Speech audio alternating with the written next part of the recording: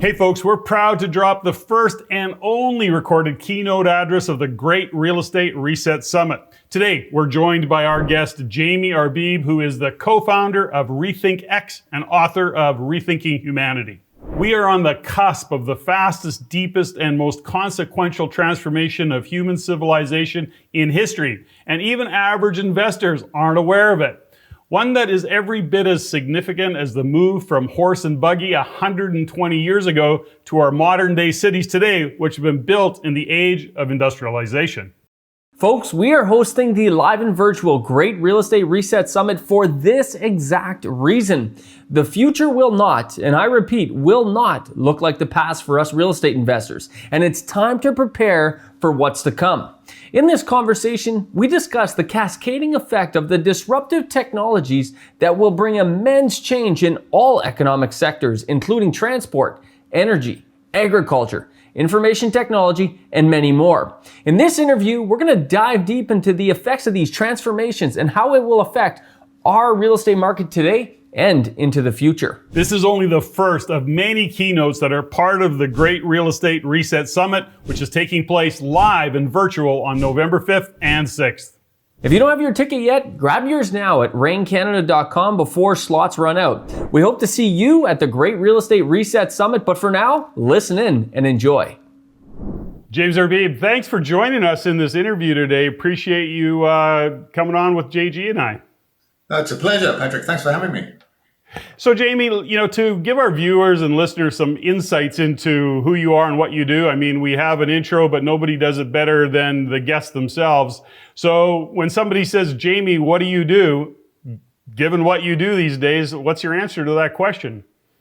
I always find that a tough one to answer. But so I'm co-founder of a not-for-profit organization called RethinkX, and well, I'll give you a little bit of background on RethinkX, and maybe that will help kind of frame some of the conversation. So, long backstory. I ended up getting invited to a U.S. military think tank, a strategy day that was being run by the U.S. military about 6 years ago, and they were exploring the question, what will it mean for geopolitics if we get off fossil fuels very quickly? And they invited along a bunch of experts, and I was one of them. This guy, ToThe, was another. And then the other 8 were from these kind of big, august institutions. You'd recognize the State Department, a couple of the major oil companies, big consultants and so on. And I sat through a day. We each got 20, 30 minutes to present our case. And I sat through a series of presentations that were essentially identical from these groups. And what we saw were these forecasts for the adoption of electric vehicles, the adoption of solar PV, and so on, that were just these straight line forecasts out to 2050 even, and very, very low levels of adoption, maybe 10 or 20% even by then. And I remember ToThe getting up when it was his turn to speak and saying, look, guys, this isn't how disruption works. It's not a slow incremental progression. It's non-linear. It's an S-curve. And this thing's over by the 2030s. And if you guys are going to make your plans on the back of these faulty forecasts, you're going to make some major mistakes. And anyway, Tony and I basically said the same thing. I got up when it was my turn and said, look, I agree with Tony. And that was kind of it. And the two of us went out for coffee afterwards, and we were talking about every sector of the economy, everything from healthcare, education, food and agriculture, transportation, energy, that we saw getting disrupted over the course of the 2020s. It was clear, when we looked at the cost curves of kind of these core underlying technologies, we could see that sector after sector of the economy was going to be disrupted, and society as a whole was going to be transformed. And yet, seemingly, no one saw that. And really, the failure that we've identified in mainstream forecasting is really a kind of simple systems mindset. Right? It's kind of like an engineer's mindset where we break up the complexity of the world into its individual parts, and we look at transport in a silo, and we look at energy in a silo, and we look at different domains of society in a silo, and we don't appreciate either the kind of the exponential improvement in technology, but certainly not the the non-linear dynamics of new technologies being adopted. But more importantly, we don't understand the interactions between the pieces, how change in one part of the economy kind of cascades out and affects every other part of the conversation. So I'm sure we get onto this later, but if you want to think about climate change, it's not enough just to understand the climate system. You also have to understand the economy and how new technologies might be deployed.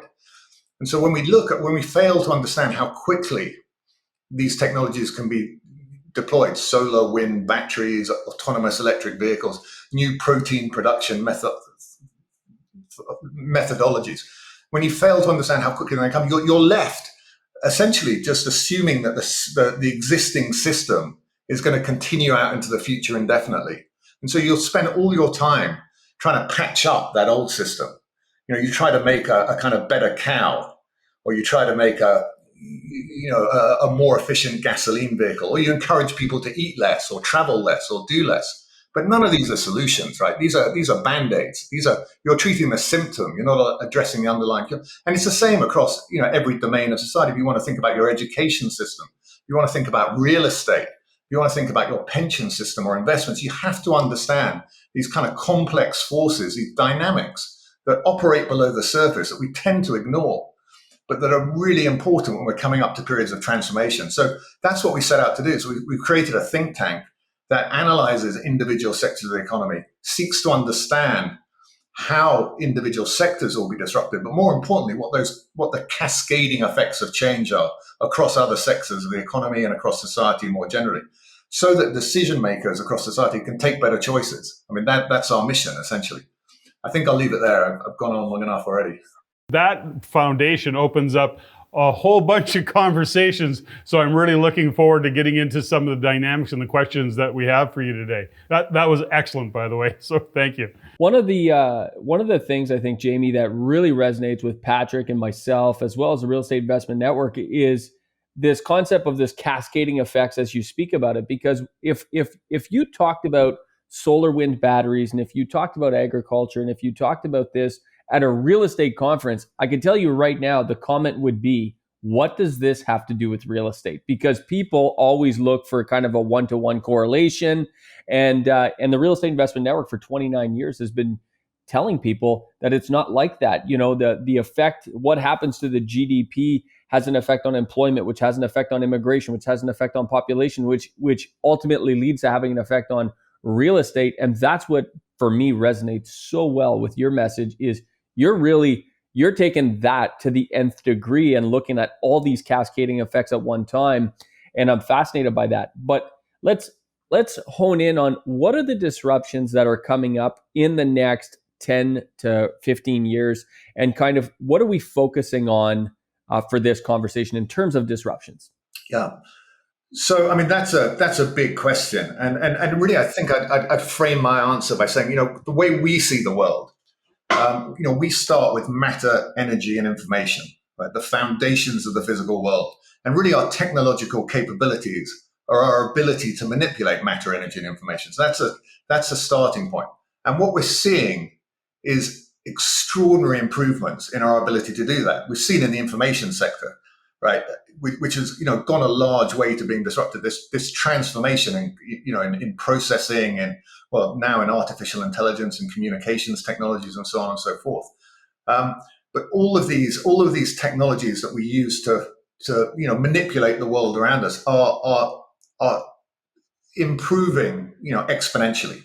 And that's going to cause disruption to every sector of the economy because they're all derivative of those capabilities. So it's important to understand, when you look at a sector of the economy, or you look at any complex system, the climate system, the human body, an ecosystem, whatever it might be, that you get the same pattern of change, right? You get these long periods of incremental progress or stasis. And then you get these periods of rapid transformation. And that's the S curve, where the system goes from one state into another totally different state. And everything changes. We call it a phase change. And what we mean by that is it's not as simple as just switching out a horse for a car, or a solar PV plant for a gas plant, or a novel protein burger for a cow burger. Everything about the system changes, and the relationships between the parts change. So, we go back in history and we look at the disruption of the horse by the car. What happened was an extraordinary new market opened up. So we didn't just displace horses very quickly. And that happened over literally 15 years, 2% in the US to 95% over the course of 20 years. Right? So a massive disruption, despite these kind of enormous barriers. We didn't have oil industries. We didn't have, any paved roads. We didn't have mechanics. We didn't have any supply chain. I mean, just, vast barriers compared to what we see today if we want to disrupt the transport. But so you get this really rapid disruption, but it has these cascading effects, right? So the car transformed not just the transport industry and disrupted the horse. It created the oil industry. It transformed retail. It transformed agriculture. It brought into production a huge swathes of farmland, because previously we couldn't get produce to market quickly enough for them to be viable. So we expand the agricultural zone. We transform industry after industry. But also we transform, where we live and where we work and where we build our hospitals and schools and factories, the kind of the structure of our cities. So, disruptions to these foundationals can have profound effects. And it doesn't stop there. Also, it hits, geopolitics, and it hits, now we're seeing, environmental issues. Actually, we cleared up the problems created by the horse of kind of carcasses and horse manure. But replaced it with kind of carbon, greenhouse gas emissions. But but the point being is that these cascading effects of change that you have to be aware of. Now, most of the time, it's okay to ignore them because we're in these kind of equilibrium zones. We're in those periods of incremental change where the system's stable. So transport and energy and food production, we've essentially been in the same system for 100+ years in each of those industries. I mean, sure, we've had huge technological progress, but the business model, the infrastructure, the way the system functions has been the same. But when you come up to one of these periods of transformation, and we think we're on the cusp of it across all of these foundational sectors of the economy, when a transformation happens, everything changes, right? And we can go into that. And so you have to be aware of these complex processes to really understand what's coming out the other side of it. So we can dive into any one of the kind of core sectors we look at. If you want a kind of an up-to-date example of how a disruption might work, I'm very much in your hands. Well, you bring up like you say, this is such a powerful conversation. And after reading your book, Rethinking Humanity, and following you and Tony, it really has changed how I'm viewing the world. You talk about cascading effects, which is interesting given what's happening today in the pandemic. There's so much, it seems, from a government society that is actually talking about how we're going to go back to what once was, given what happened with the pandemic. And after kind of studying and following what you and Tony are talking about, it's like the realization that when we think about cascading effects, we're actually trying to look into the future. Now, the Real Estate Investment Network for 29 years is really focused on real estate and the economic fundamentals that drive real estate and getting in front of the wave and the future of real estate. That's all really, that's cool. But even the economic fundamentals now are going to start shifting given what's happening with technology through the several sectors, through many sectors, and how it impacts real estate. So when we look at the thought process that you have, nonlinear, when we consider the future, how do you look at what's happening today in this pandemic environment? And I'm sure you're hearing the same thing. You're based in London, but the same thing in the UK is that it's like we can hardly wait till we get back to once was. The vaccination is going to give us this, or whatever the story is. But ultimately, people, in a lot of ways, think we're going back. And the reality of it is we're not going back. And we're not going back for a number of reasons, not the least of which is all of the changes to technology. So when you hear those kind of conversations, and you and Tony are discussing, I know it's a long-winded question, by the way, how do you see what's happening with the pandemic affecting where we're going into the future as opposed to where we're going back to? Yeah. So I mean, I don't want to give you the whole thesis of our book right now, because I think that's that's probably too much. It's too broad a subject matter. But what we see through the course of human history is a kind of dynamic. It's a feedback loop, really. That as times get unstable, we look for safety and security, and so we look for something to cling on to. And this is why in unstable times, populist leaders, for instance, have a platform and get heard, because they offer some kind of simple solutions and a kind of often a backward looking vision that provides that kind of certainty and safety and security. And actually, there's always been this trade-off through history where we're prepared to sacrifice, freedoms for security, right? And we're seeing that with lockdowns and some of the other other measures. But I don't have an answer to how we should be handling this pandemic. But it is a classic complex systems problem. You take a simple systems decision, lockdown to stop transmission, right? To suppress the virus, but that has a kind of and prevent people from dying and going to hospital. But there are over time and space, there are all kind of cascading impacts of that decision. And I don't know what the right answer is because we haven't modeled this. But you can see how the simple appeal of the simple solution is one of those that kind of catches on, certainly from politicians who rely on popular support.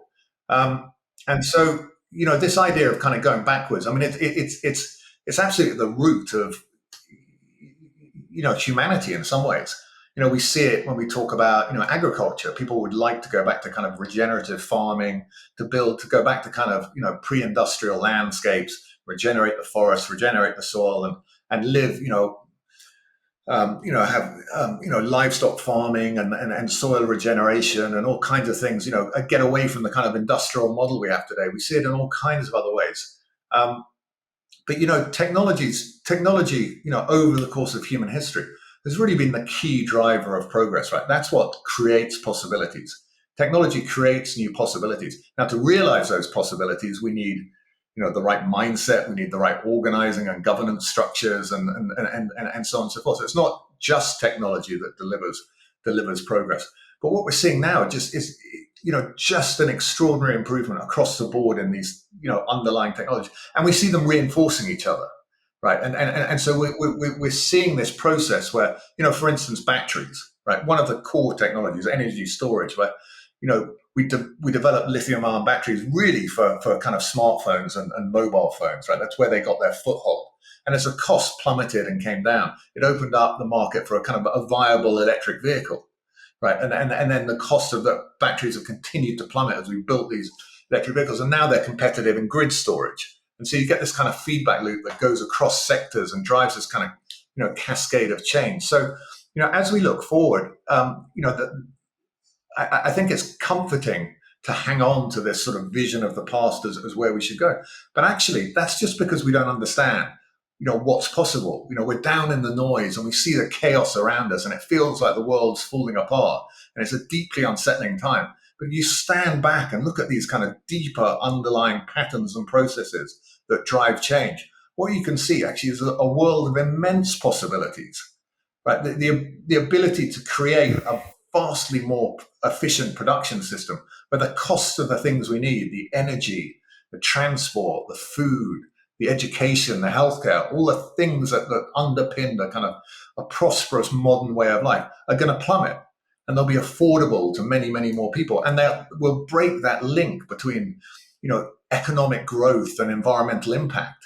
Right, these are clean technologies that are breaking through with an order of magnitude improvement in efficiencies, which means that we can have prosperity without hurting the planet and without exploiting people. And so, there is this vision that we have of a possible future world, but we're not going to get there unless we take the right choices. And that's really our mission, is to show what's possible, what technology is opening up. And to identify some of the kind of choices and conditions that we need to create in order for us to go down that path.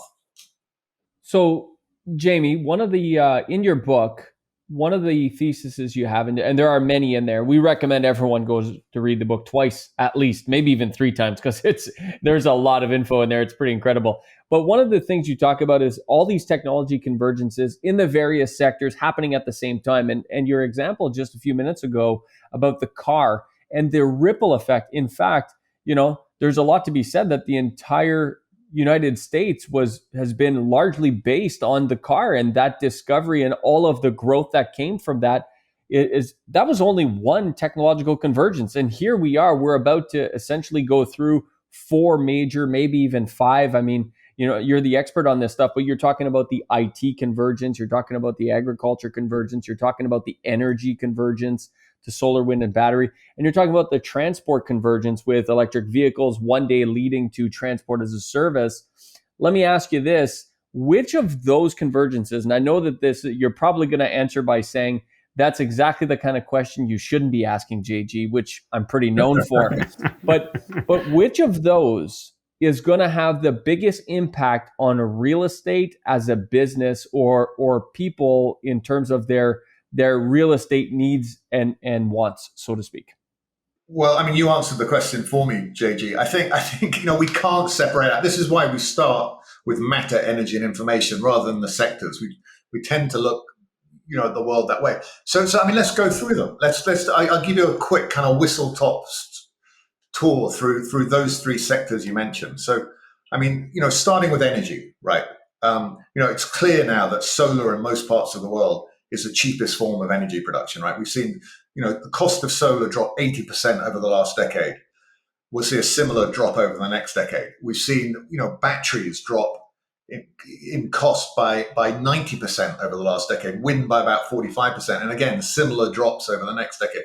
So in many parts of the world, solar is already the cheapest form of energy. And you've seen a disruption of new build generation, right? No one's really building coal or gas plants anymore, pretty much anywhere in the world, at least not at scale. The majority of new energy generation comes from renewables. So that market's been disrupted. But, energy assets last for years. So, it's taking a long time to disrupt the rest. But we're actually seeing batteries, for instance, disrupt the peaking market, the market for, power stations that are turned on and off to meet the spikes in demand. And they can do that much more effectively. There was a battery installed in Australia recently that's just, transformed that market, providing far greater resilience to the grid. And we'll see batteries installed, we think, at scale. And that'll transform the dynamics of peaking. And pretty soon, the cost of solar and batteries together will drop below the cost, the marginal cost of producing energy through gas and coal, right? And that will begin to disrupt existing power plants. They just won't be able to compete with solar. And it's a completely different dynamic, right? Once you've built the grid, you don't need any flows of materials through it, right? You've got, the solar and the wind, they sit and work. You've got very little maintenance and very little intervention, and certainly no materials flowing through that system. But what's interesting about that disruption is how the system gets transformed. Okay, so we're not just replacing a gas plant with a solar farm, right? It's a fundamentally different system with different properties. And so when we model this, what we see is you can build a grid that has 100% solar, wind, and batteries. But to do that, you have to build it in such a way that you meet demand on the darkest day of winter, right? And that's always perceived to be the problem of renewables, the kind of intermittency and the inability to, get through winter. But the cost of solar is dropping so low. But by the middle of this decade, and certainly by 2030, what we'll do is we'll build a massive overcapacity of solar. Right? We'll build 3, 4, 5 times as much as we need for the year as a whole, so that we can generate enough on that darkest day of the year, and it will still be the cheapest possible system we can build. Right? But what happens in a system like that is, for the rest of the year, you get this super abundance of energy. Right? You're producing far more than you need, and essentially at zero cost. Right? There are no materials going to that, so it's just sitting there generating. So we call that superpower. Right, and we think that superpower is going to disrupt sector after sector of the economy, that anything where demand is movable, shiftable, will shift to take advantage of that. So steel production, all kinds of other heavy industrial processes that don't need to operate all the time will shift. Water desalination, even kind of cryptocurrency mining potentially. But you can imagine, and actually the new forms of food production as well will be another obvious use case for that. So it will transform, industry after industry, and of course electric vehicles. So they're another kind of connected part as well. And so this disruption we think is going to happen very quick. We're already at the point where solar's at that kind of exponential takeoff point, the inflection of the S curve.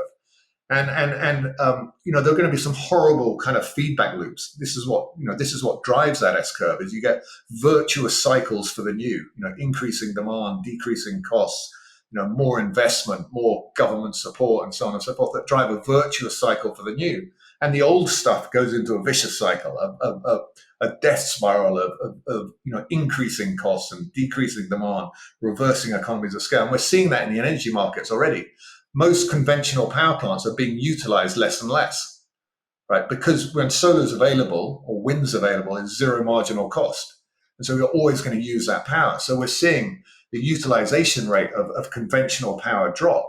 And so the cost per unit of power is going up for those plants. And that will get worse and worse and worse over time. So as the cost of conventional power goes up, we see the continued decline of the new. And that's what drives that kind of exponential adoption curve. So that was a lot on energy. Shall I do food very, very quickly and then Actually, before we go on to food, because I'm very curious about that, and I'm very curious about the transport. I think that one has major impacts. But let's talk about energy for a second, because Patrick's from Alberta. The Real Estate Investment Network was founded in Alberta, and Alberta in Canada is very important. It's a huge part of our GDP, and it's also a huge part of Canada. Energy production, oil and gas is a big part of our country. So, Jamie, I'm going to put you on, I'm going to show this to the ministers of that province and say, what do you advise to them as they've been, making some transitions and some changes, but is it enough? And what's going to happen to a province like Alberta and a country like Canada that's largely dependent on oil and gas when that becomes, we become a lot less reliant on oil and gas in the future? So, Jamie, I know this is a common question, but when we look at Canada, for example, we're dark in the winter. We don't have a lot of necessarily sun or wind at any given time. So, when we look at oil and gas, we see a long-term dependency on it still remaining, and we see that in different parts of the world and certainly in different parts of the U.S. So, the question is that what's filling that gap? Is there nuclear? Is that going to be a thing? How do you see that going forward with the oil and gas industry? And what are the other options besides wind and solar? Yeah, I mean, in our view, you don't need anything else: solar, wind, and batteries. So you need some storage capacity. So Canada, I mean, certainly the inhabited parts of Canada, or most of the inhabited parts, have far better solar resource than we have in the UK, where I am, or in Northern Europe. And you've actually got remarkably good solar resource. But by overbuilding, solar gets so cheap that it just makes sense to massively overbuild capacity, right? And that's how you get through winter, with some battery storage, obviously, to allow you to charge up ahead of time. But that's not long-term storage. That's sort of overnight storage. And you can do that. We've modeled the worst years that there have been, and you can size your your system to match it. So there's an inevitability. Things like nuclear. I mean, they provide security. We might keep some nuclear for other reasons, to keep the skills alive for kind of defense purposes and for other reasons. But that's probably the only reason we'll keep nuclear, or any nuclear, because it just doesn't make economic sense. It just can't compete with the kind of cost curve that these technologies are on. And so, and ultimately be a much more resilient system. So, it is desirable. It is desirable for countries to move over from a resilience and a national security perspective. You're not reliant on, imports from elsewhere in the world. Now, Canada as an exporter, sure, different issues. And this is, I mean, to be frank, this is one of the reasons we set up RethinkX. Because, generally what happens when industries get disrupted is we don't see them coming. We stumble into them. People lose their jobs, communities get destroyed, and we try and clear up the mess retrospectively. And we never do a good job of that. What we're trying to say is, look, we understand the dynamics that drive disruption. We can see what's on the horizon. Don't resist them because you make everyone poorer by doing that. Don't subsidize and prop up, industries that are going to be disrupted, because, it gets more and more and more expensive over time. And eventually you have to give up. And so the answer is to foresee these disruptions and support the people and communities that get affected by the disruption, to allow them to transition into a new economy. Now, we're always going to use some oil, right? Oil is used, beyond just transportation and energy and electric power. So there will be need for some oil, but generally it's going to be the lowest cost oil that stays in the market. So, I don't quite know where Canada sits in that, but I think the tar sands and fracking are relatively expensive compared to, certainly the Middle Eastern sources. So, if I was advising the government of Alberta, it'd be, get moving on an alternative strategy, right? Look at Dubai, look at some of these places that see the writing on the wall and are trying to transform their societies. There are huge opportunities there as well. Right? There are some incredible new industries breaking through, and if I was in politics, I'd be looking to lead those industries rather than trying to defend the old. It gets very expensive and very messy if you try and fight it too long. One of the things, Jamie, in your book, and then we'll get to agriculture, but I think we should set this up because it was such a powerful thing for me. When people think disruption, they think elimination, they think industries collapsing. They don't see the upside of the disruption. Oftentimes, the average person I'm talking about. You guys draw an example in your book of the horse and carriage, industry at, I think it was $100 and something million, and how the car industry actually gave birth to like a $5.2 billion industry. So it's not a one-to-one. Maybe you can kind of just talk about that, because as people from Alberta listen to this, they're thinking, wow, a lot of this, what we rely on today, is going to go away and we need to replace it. We need a one-to-one substitution. Your thesis is it's not a one-to-one substitution. In fact, if you do make the transition, it's a hell of a lot better on the other side, I believe. But I'll let you speak to it, Jamie. No, that's exactly it. I think I prefer the word transformation really to disruption. I think it has certain negative connotations. I think technology improves our capabilities. At least technological progress does. It allows us to do new things that were not possible previously, and it's been a huge benefit to humanity. Right? I mean, technological progress is why I'm sitting in a room as the sun goes down, and I have lighting and I have heat, and we're communicating from halfway across the world. I mean, there are huge benefits that come with technology. But technological progress requires change, right? It always has done. And every time there's been a major disruption, it's caused, some really nasty adverse consequences for those communities and those countries affected. And actually those regions, I mean, we've seen, through human history, how technology can really change the meaning of geography at some level. So those countries that have advantage in one era, can have a disadvantage in another era. And we talk about that, that in our book. But it's technology is really, I mean, it's neither good nor bad. I mean, it creates all kinds of possibilities, all kinds of new markets. But it comes with some adverse consequences. So that really the secret is to do what you can to see what's coming, so that you can seize the benefits and avoid or mitigate the adverse consequences. But as you say, it's never a one-for-one. What comes out one side of a disruption, and that's how I was describing the energy industry. We're not swapping, a gas or a coal power plant for a solar plant. We are transforming the system. It has new dynamics, new properties, new relationships, and it's a totally different system, different economics, different possibilities, and will be a vastly bigger system. We'll use a lot more energy, and that's not a bad thing. I mean, it's carbon emissions from energy that are a bad thing for our planet. Energy use is a hugely positive thing. I mean, for all of us, if we didn't have energy, we'd be living some pretty miserable lifestyles. So, we often get confused between confused about the impact of technologies and the use of technologies. So, that's one of the key difficulties people generally have in trying to understand disruption is understanding how profound the shift can be. And you're right. I mean, the car created both much bigger markets because cars could travel further and carry more load and faster. And, then we reorganized our cities and our living arrangements around them, and they became kind of, that new system became, locked in. It's the same with energy. It's the same with the food system, right? So, we're going to see this, a disruption to the food system that's going to be equally profound. And I mean, if you're happy, maybe we go there next and then come back to the real estate conversation.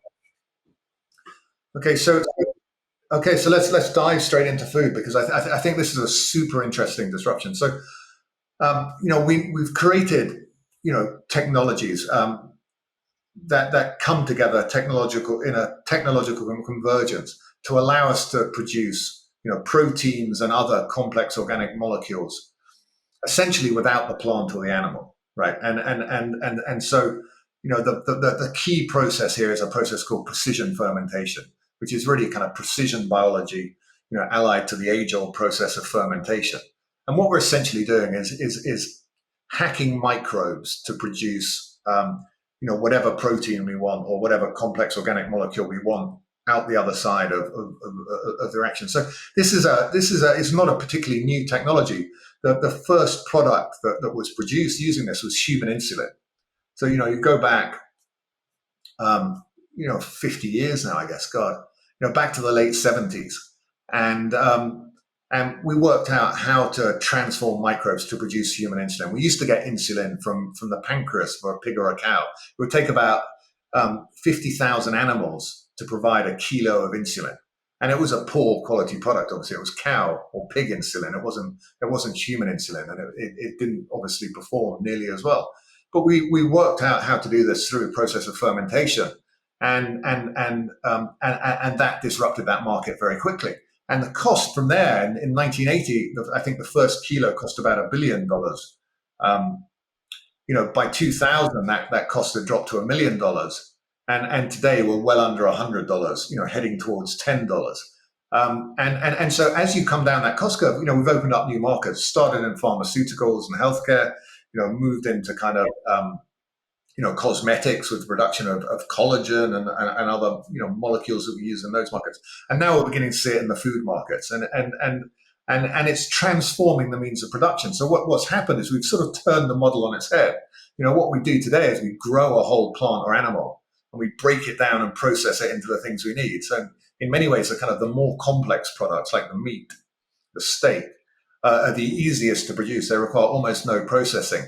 And the collagen and the whey proteins and the and the insulin and so on, these are, gelatin. These are much more expensive and difficult to get to. They go through a number of processing cycles. In the new model, we turn it on its head. We start with a single molecule, a single cell, and we build up to more complex products. And we do it with incredible efficiency. So, we can produce now,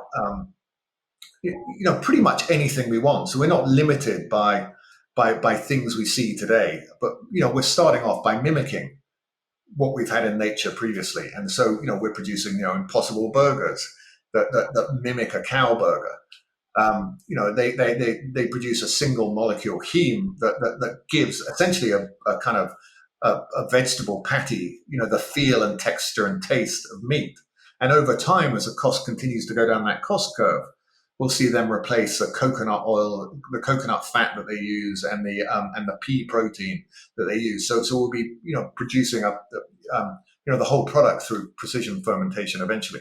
And so we're still at the point where the disruption hasn't really happened. It's happened in small pockets of the market, and it's happened in ingredients. So most of the cheese produced today uses a replacement for rennet that we used to get from the cow's stomach.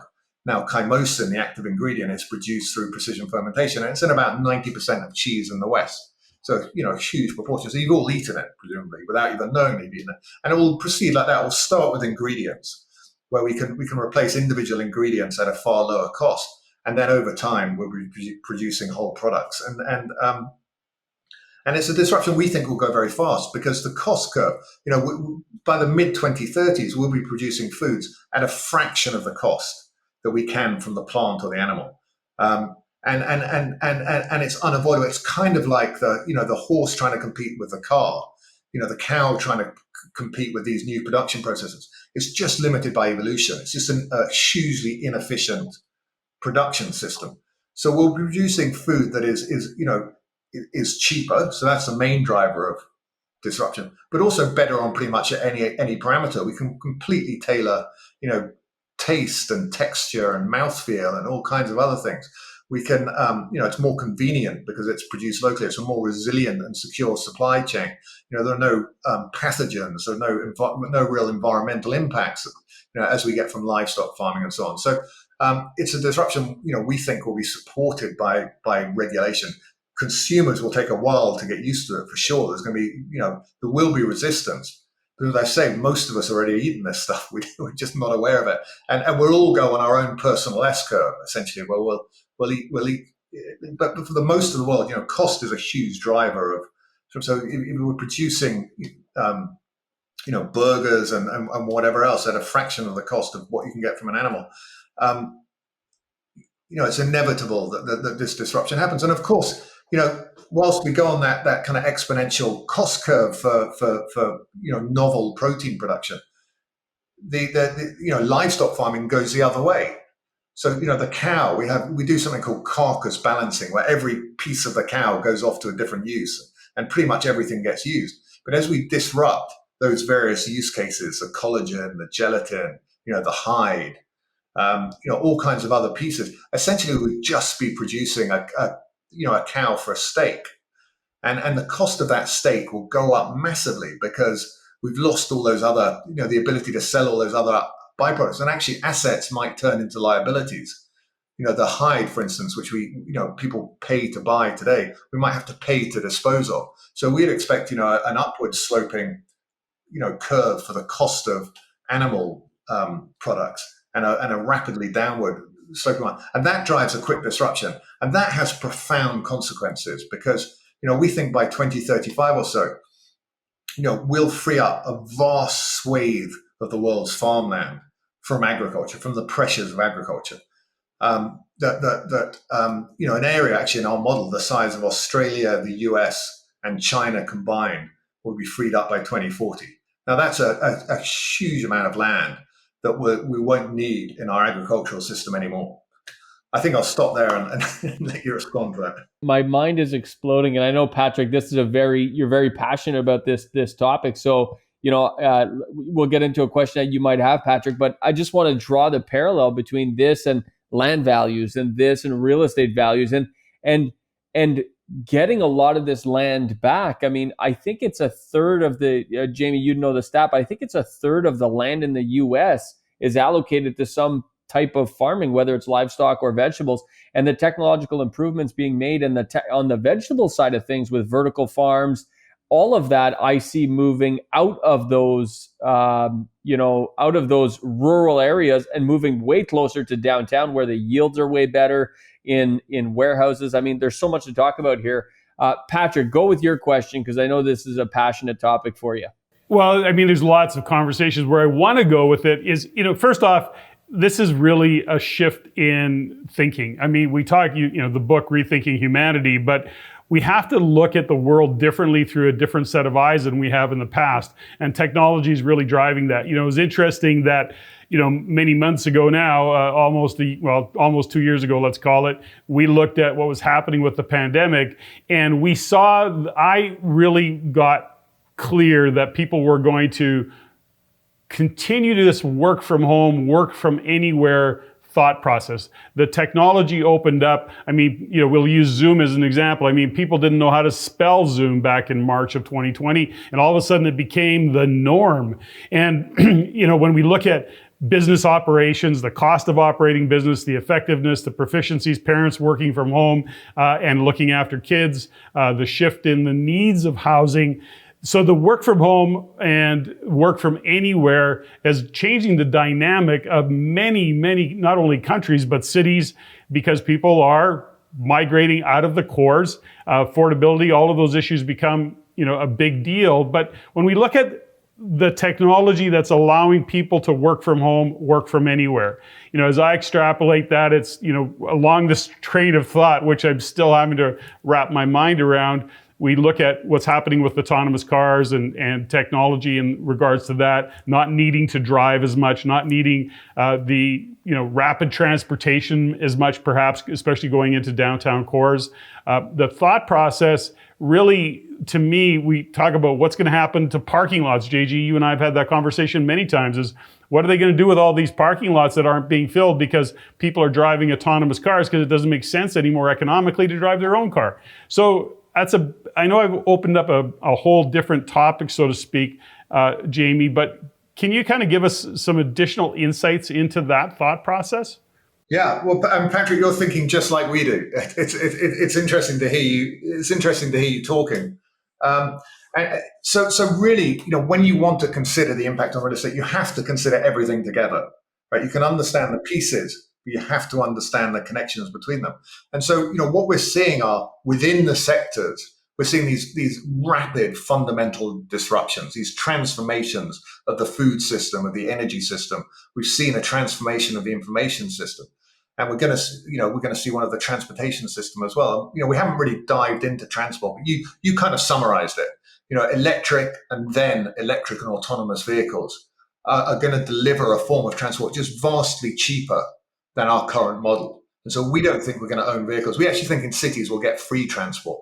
And the way we get there is that an electric vehicle can be designed really to last forever. I mean, certainly we're seeing vehicles that last 1 million miles already. Right? There are no moving parts, nothing to go wrong.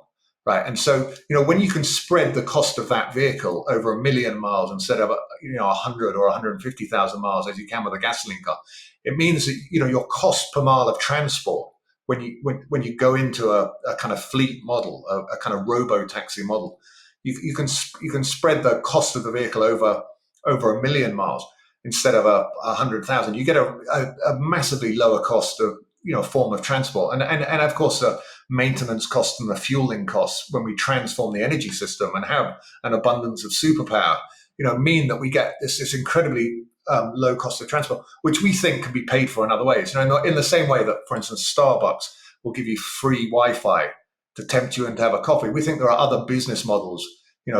People can monetize the data or advertising models, or just incredible new things we can't even think of, just that entrepreneurs will get to work on and will provide free transport in cities, right? So that's transformational, and we think leads to incredibly rapid disruption. And, whether the disruption of humans driving it comes because of the economics or becomes just because we're too dangerous, right? That the insurance premiums get pushed up or governments eventually ban us. We think that we go to fully autonomous fleets pretty quickly once autonomy is good enough.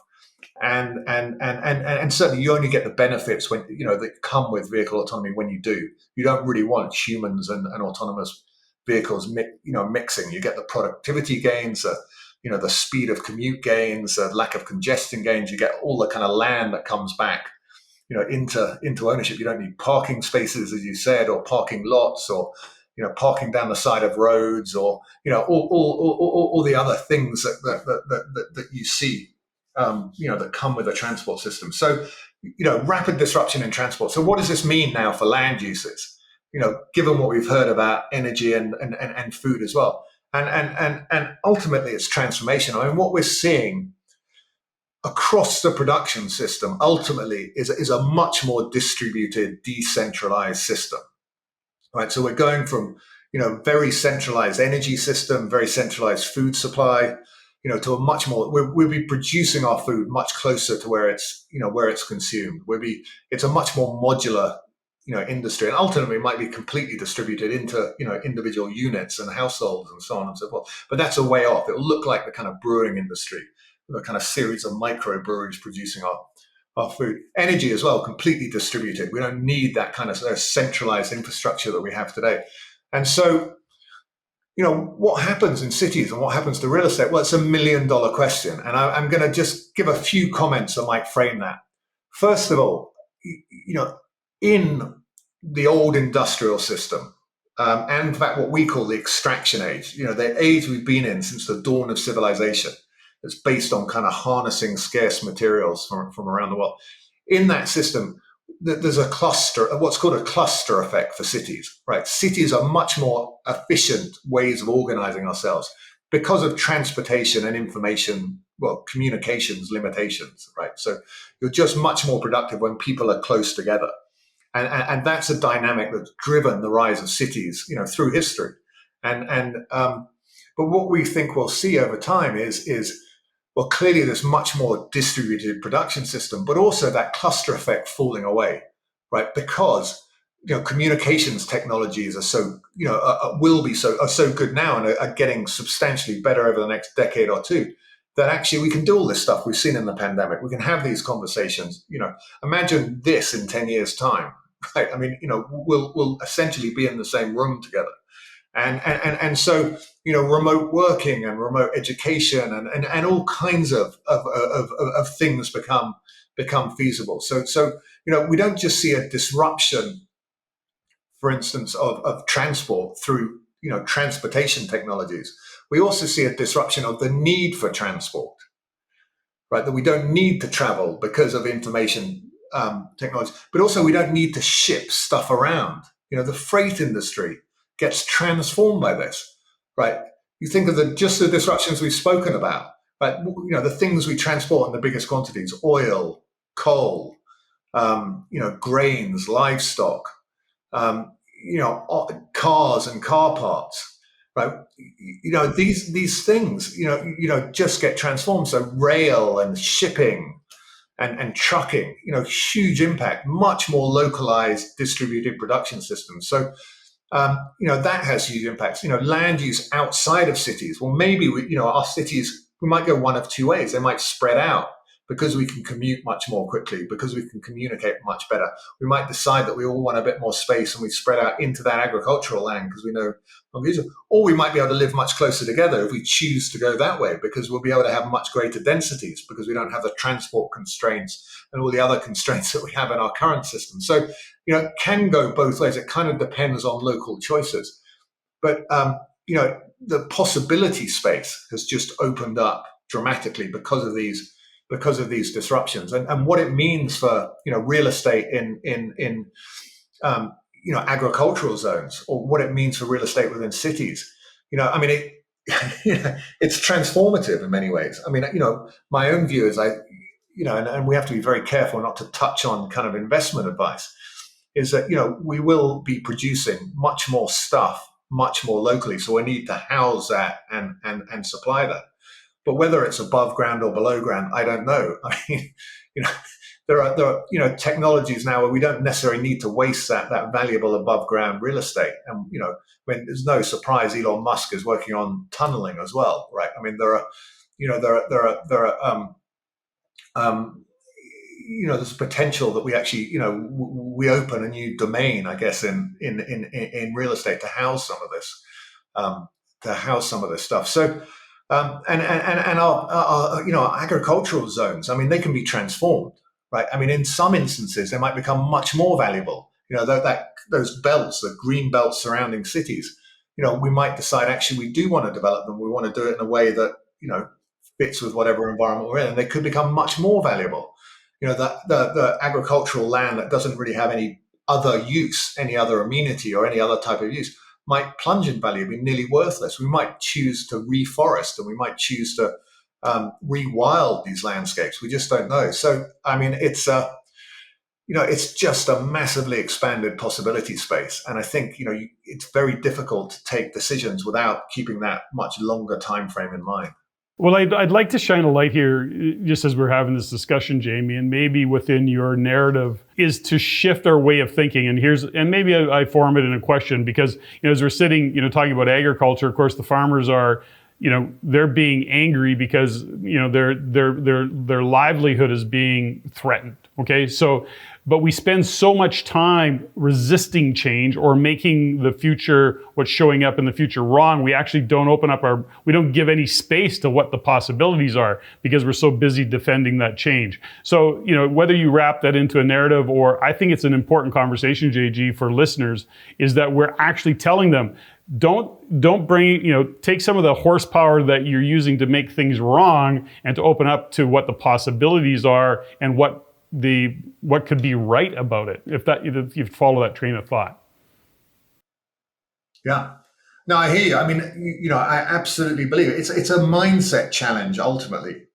I mean, when we can't see what's possible, when we don't see the possibilities opening up, when we don't see the emergence of a new system, and certainly we don't see the speed at which it can come and the scale of the impact that comes with it, then we just focus on what we have today. So for a business, we focus on, making a more efficient cow, or, whatever it might be. Or we might think, okay, with societal problems, we have to deal with them. We might, go for carbon capture and storage to make a coal-fired power station a bit better, or, we might encourage people to kind of give up eating meat, or we might, so we have these techno fixes, or we have these regulatory tweaks, or we look at behavior change. But really, what those are just, they're just band-aids on the old system. We're just patching up the old, and we devote all our time to it, and we try and defend it, and we try and stop the change from happening often.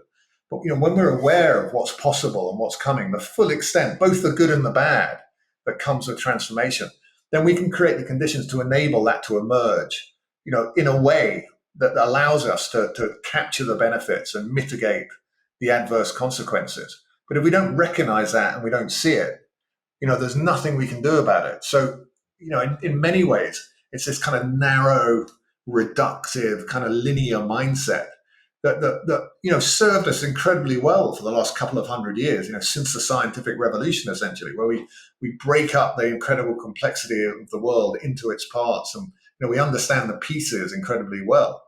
But we've lost sight of the kind of the interconnections and the interactions and the dynamics that drive change. So I kind of think of it as that paradigm of physics in some ways, to which we need to add the paradigm of biology, the paradigm of kind of interconnectedness, to allow us to see what's coming and to understand how everything kind of interacts. But you're right. I mean, it's a huge challenge. Now, I want to ask a question about inflation and deflation, Jamie, because first of all, I'd like to recommend that you do an interview with Jeff Booth. I don't know if you know who Jeff Booth is, but he wrote a great book called The Price of Tomorrow. And, he has some very similar thoughts to you, and it would be a fascinating interview between the two of you. So I'm going to put that out there as a public service announcement. Somebody connect Jamie and Jeff Booth so that they can get together and have a great conversation, because it would be a benefit to the world. But Jamie, I think you agree that, and this is Jeff Booth's thesis, is that, technology is incredibly deflationary. And we live in a world where we've been, programmed to believe deflation is bad and inflation is good, just the right amount of inflation. And in fact, today, pretty much all over the world, we're going through a lot of inflation, more inflation than we've all went through in 20, 30 years. In fact, some people are saying it's borderline hyperinflation. My question is this: I see, based on your narrative, that we will see some inflation in some products and services and some things that are fighting for survival. We're going to see significant inflation in those things, but we're going to see significant deflation in other things. Is that, can you speak to that for a second, Jamie? Am I getting it right, or do you see it differently? Yeah, no, I think you are. I mean, what I would say is, yes, these forces, technological forces, are hugely deflationary, right? And there's good deflation and there's bad deflation, right? This is about, more efficient production methods, not about a lack of demand. And so, it's good deflation and it's profound, but it might not show up in the figures, right? So it's deflation against what? Because when the government has a printing press at its disposal and is printing huge sums of money, we're not seeing the deflationary forces at work. If you compared it to the monetary supply, sure, deflation, but it's being offset, and I'd expect that to continue. We just continue to print and print and print. What you're talking about in terms of the inflationary forces and the kind of supply chain constraints, and maybe the COVID related issues and the other issues that are driving inflation today. I mean, we think of that as the noise, right? I mean, it's difficult for us to have a view on that. Sure, we think we're going to see some of that over the next few months or years, but the longer term trend, is in the other direction. And it's also worth remembering, as we go through these transformations, these disruptions, what often happens is you get this upward price spiral for the old stuff, right? So, less demand doesn't necessarily mean less cost, right? If you're making gasoline cars, right, and your factory is no longer running at full utilization, right, you're going to end up having to charge higher prices for your vehicles because you don't have the kind of economies of scale that you had previously. You've got kind of redundancies in there and so on. So same with food. We talked about why livestock prices might go up even as demand drops. And so you get these dynamics that might lead to sort of short-term inflation, even though that the longer-term trend is definitely down. Certainly for the new industries, they're just vastly more efficient, right? Less materials, less inputs into the system. When we actually need better measures. I mean, talking about inflation in the way we do, is not necessarily helpful in this respect. It's less stuff in, and more services or things we need out. Essentially, is the way I would simplify it. So yeah, absolutely, I'm with you. It's deflationary at its essence, but whether it shows up in the figures or not is another matter. So, Jamie, as we start to wind things down in this particular conversation, because we could go for hours, by the way, and I wish we had that kind of time because it's fascinating. And it really is a reshifting, a retraining of our brains to look at the world differently. But as we wind things down, when you look and say, number one, we look at timelines and you go, what do you have timelines?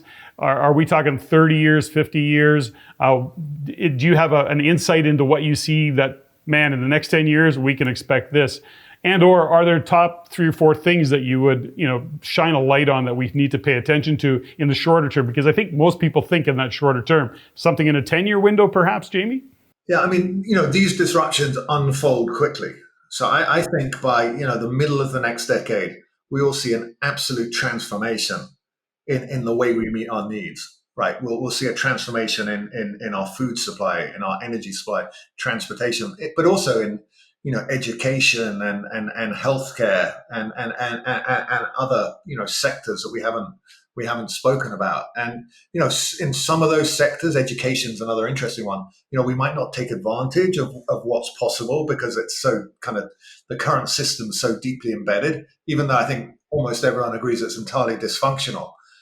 It's a very difficult system to kind of rework, so I think we should expect massive change. It's funny, I kind of often think I've got 4 children, right, and they age between 21 and 9, and I often think to myself, what should I be teaching them? We have this kind of, I guess, profoundly different view of the future to most people, and I often think to myself, how can I best prepare themselves for this?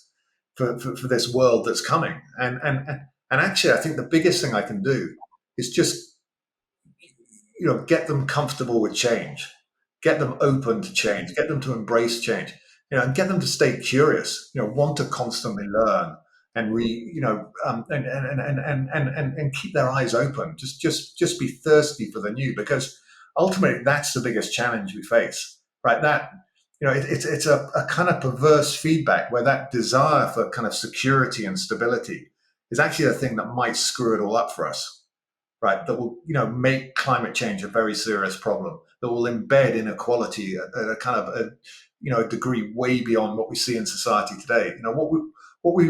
We have the chance of these technologies give us the chance of creating a world where, it's more equal, it's more resilient, it's less destructive to the planet, less exploitative of people, and it's we're all much more prosperous. But it also opens the door to a deeply dystopian, kind of messed up world where all the gains kind of accrue to a very narrow group of people, because they have powers beyond which we can't even imagine. And so ensuring that the benefits are kind of more broadly shared and that we reap the benefit of that is the kind of challenge. And I think resisting change will lead us actually strangely towards a much more dystopian outcome than embracing it and remaining open to it. That's a really, really great point, Jamie. I think one of the things, and we'll end on this question, is one of the things you talked about, and I think it's critical for everyone who's listening to really get this, is this isn't change that's going to happen. These are changes that are happening. Like, this isn't something that's coming by 2030 or by 2035. We're in the process of experiencing this right now. And we talk about, and you could see it in electric vehicles. You could see it in Tesla. You can see it in solar. You can see it. And I love your example with the agriculture example of cheese. Like 90% of that protein in cheese, or that active ingredient you talked about, is in cheese today. And it wasn't like that 5 years ago or 10 years ago. So it's actually taking place, and a lot of people don't see it. And everyone puts it out there as this thing that's coming. And when it gets here, I'll prepare when it gets here. But it's here. It's happening. You're in the middle of it right now. I guess the question for you, Jamie, is, speaking to me as a real estate investor, Patrick, and our community as real estate investors, what do you think real estate investors can do today to prepare? Is there anything outside of just staying curious and being open to change? Because I love that advice and I think it's 1,000% true. But is there something else that they should be doing today to prepare for what's coming? So we're always very careful not to provide investment advice. so take this, with that in mind. Real estate is a long-term, in investment asset. Especially, in many parts, it's pretty difficult to kind of really speculate in. It's just not liquid enough. And so, my advice is to be aware of what's coming, to not expect the future to be an extension of the past. Right? We're in one of these profoundly transformative times, and what worked for us yesterday and worked for us for maybe 100 years or maybe decades. Families who have invested in this asset class forever. I can understand why they say, why change now? Why we've been doing this for years. It's worked perfectly well for us for generations. Why would we change? And the answer is because the world is changing dramatically. We're at one of those points where the world essentially, we can feel it around us. We've been pushed out of equilibrium, that industrial equilibrium the world's been in with these big, powerful, extractive industries at the center of them, it's over. And we're in that period of rapid transformation, even if we can't see it yet. As you said, the signs are there. If you step back and know what to look for, it's obvious what's coming. And we're just at the inflection point, and we'll see everything change. And it'll be too late. By the time you're aware of it, and by the time everyone else is aware, it'll be too late to change your portfolio. It's an illiquid asset class, and so I think it's be careful, be aware, and don't expect tomorrow to be like yesterday. Well, I love that, and just as we wrap this all up, I think there's some real good guidance, some great guidance for real estate investors, and that is that we know the future is changing. We know that it might be uncertain, but when you stay curious, when you start to look at the world differently, to put pieces together, you start to understand. So we talk about work from home, work from anywhere. We understand technology. We understand that housing demands are changing and that we have to accommodate today the demand by buyers, the demand by renters, because of course their needs are changing. So as rental housing providers, we have to shift with that. We have to stay on top of more space, electrification. Being able to charge an electric car perhaps is something that we need to put in the homes that we're providing our tenants. Now, will that change in the next 7 years, 5 years, 10 years? Absolutely, it will. The point is, I think through all of this, real estate as an investment asset, to your point, Jamie, certainly it's not as liquid as, cash in a bank or Bitcoin or whatever cryptocurrency you might be in.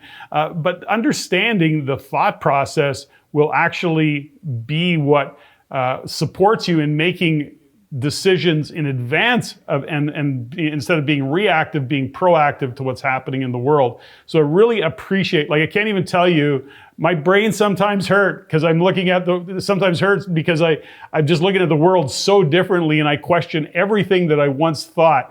And that takes a lot of work and a lot of training, I think, but I really appreciate coming on and sharing your insights with us today, Jamie. No, thank you. And thank you for being so open. I think it's, it is difficult to be open to new ideas and to be open to rethinking things. And I think, if we don't, it's going to cost us. So that would be my leaving thought. 100%. JG, thanks for driving this bus. Thanks for joining us today, Jamie, and listeners, viewers. I hope you found this interesting, and we look forward to having more conversation with Jamie because, we're just barely scratching the surface. So thanks again.